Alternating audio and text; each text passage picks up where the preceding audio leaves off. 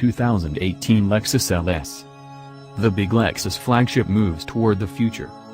Big, rear-wheel drive, luxury-branded sedan seem archaic as the 21st century heads toward its third decade. Maybe the Mercedes-Benz S-class will always be around, but Lexus could have let the LS die. After a few wistful tears and melancholy reflections, the world would have moved on. After all, Lexus makes its real money selling crossovers and SUVs.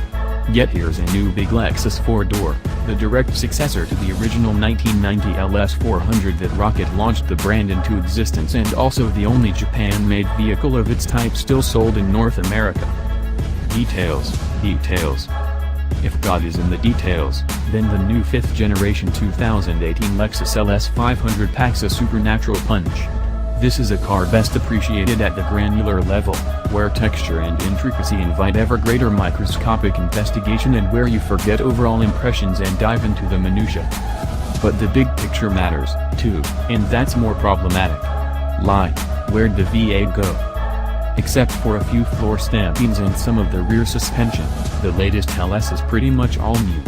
Now riding on a 123.0-inch wheelbase and stretching a full 206.1 inches overall, it's actually longer than ever before. The sole wheelbase option is 1.3 inches greater than that of the previous L model, as distinct from the discontinued and shorter, non-L version, and overall length is up an inch, too. The new car is also an inch wider and an inch lower. So the new LS500 and LS500H hybrid are big mothers. They are still a smidge shorter than the US market S-class, but the smidge has tightened to less than an inch.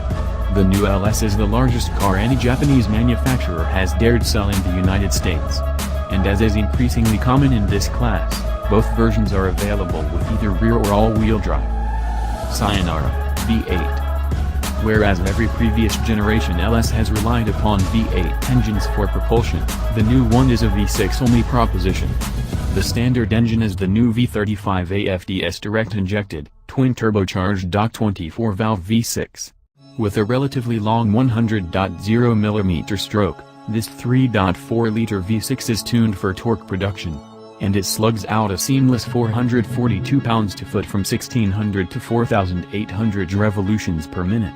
Meanwhile, the 416 horsepower peak occurs at 6,000 revolutions per minute, which is an area of the tachometer that the silky shifting 10-speed automatic transmission prefers to keep the engine away from. The 416 horsepower represents a 30 horsepower bump over the previous LS460's 4.6-liter V8. But it's the increase over the V8's 367 pounds-to-foot of peak torque that is more significant. Although the V8 delivered good low and voila, its torque peak was up at 4,100 revolutions per minute. The turbo V6's additional 75 pounds-to-foot not only is greater in quantity but is delivered over a lower, broader rev range. Hybrid times. The 500 hours hybrid powertrain is similar to that of the LC500H Coupe and uses a different, naturally aspirated, Atkinson cycle 3.5-liter V6, the GR-FXS. A member of Toyota's GR family of V6s that appears in everything from the Tacoma pickup to the Camry and plenty of other Lexus models, it has a shorter, 83.0mm stroke. In this application, Lexus rates it at 295 horsepower before adding in the whirring electric motors. In Lexus speak, those electric motors are Motor Generator 1 and Motor Generator 2.